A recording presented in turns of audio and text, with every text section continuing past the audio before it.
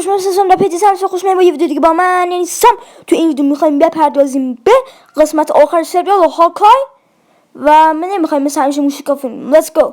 خب اینجا که کیت و کلینت دارن در مورد اسم کیت صحبت میکنن که احتمالاً کلینت گفت یه اسم بعد من نظر دارم اسمت هاکایه، ولی خب اون وسط چند تا اسم نام میبرن که یکی از اون اسم ها که اسمش یادم نمیاد کدوم این گوشه می نویسم براتون، یکی از شخصیت های کمیکیه.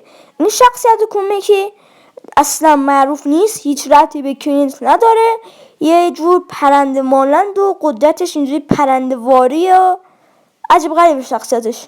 خب یه نکته در مورد فیلم اسپایدرمن نو وی هوم، ما توی صحنه آخر اسپایدرمن نو وی هوم دیگه اسپویل نمی‌کنم، می‌بینیم که پیتر داره تار میزنه و اینا از کنار درخت کریسمس رد میشه که این میتونه در این نظر باشه که اتفاقات سریال هاکای قبل از اتفاقات اسپایدرمن نو وی هومه. بله، و بعد در مورد کینگ پین درام صحبت کنیم که بالاخره وارد MCU شد و در مورد این لباس خفنش که ظاهرش رو گنده تر کرده بود. شاید بگین که چرا کینگ پین رو بچگانه کردن، لباس گلمنگولی نمچته پوشوندن بهش. جای بده این لباس از دل کومیکا اومده. و اینجا یه ایستیک دیدم، نمیدونم چرا خواستم بگم، ولی اون گوشه ما آرم لگو میبینیم که لگو هم فیلم های مارول و اینا پوشش میده به صورت لگوشو میکنه. نمیدونم چرا اینو گذاشتم، دلم میخواست بذارم، گفتم در مورد صحبت کنیم، دلیل نداشت. و صحنه آخر قسمت که مایا تفنگو میگیره جلوی صورت کینگ پین، عجب صحنه خوبیه. اگه ویدیوهای قبلی منو دیده باشید میدونید که این صحنه کاملا از دل کمیک اومده. حالا بیاریم جلوتر بهتون میگم.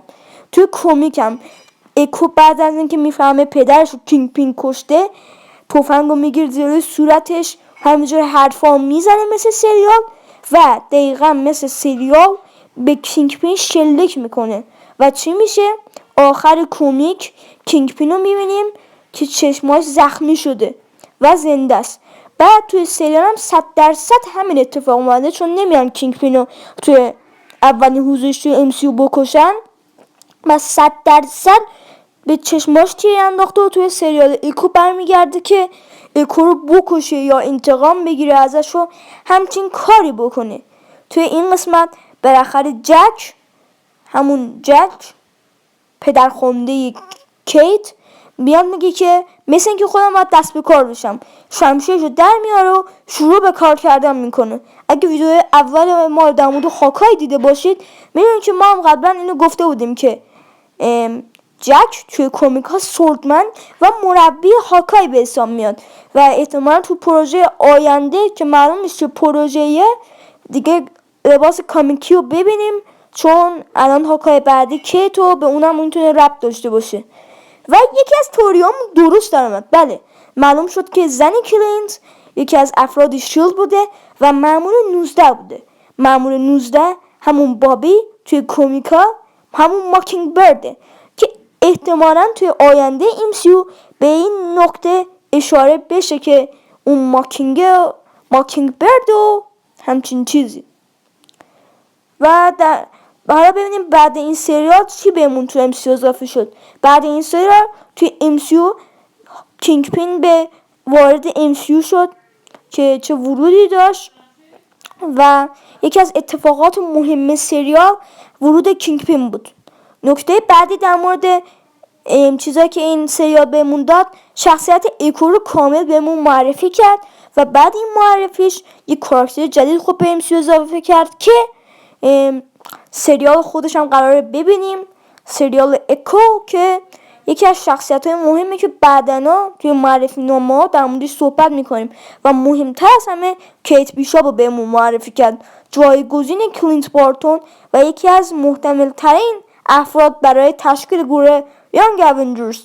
دیگه یانگ اونجرز رو نگم کیه، تو رو خدا یه ویدیو براش رفتم ببینید، خیلی ویدیو مهمیه.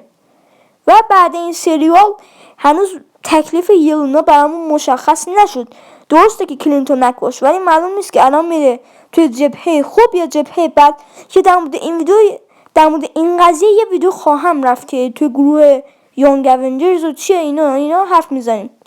و توی تیتراژ پایانی سریال دیگه اون سایه کینگپین که توی قسمت پیش بود از بین رفته، یعنی کینگپین دیگه رئیس شهر نیست و شهر رو در عهده نداره و عملیات درست انجام شد و همه چی به خوبی و خوشی به پایان رسیده و خیلی جالب بود که اینو توی تیتراژ پایانی رعایت کردن. حالا حرف تیتراژ شد، بیاد از مزخرف‌ترین صحنه بعد از تیتراژ مارول صحبت کنیم. صحنه‌ای که نمایش مسخره دوباره دیدیم، به جای اینکه کینگپین رو ببینیم که دوتا چشش از دست داده مثل کامیکا، یک نمایش بسیار جذاب دیدیم و مطمئنم که همتون از این قضیه ناراحتید، یعنی هر کی خوشحاله واقعا آفرین.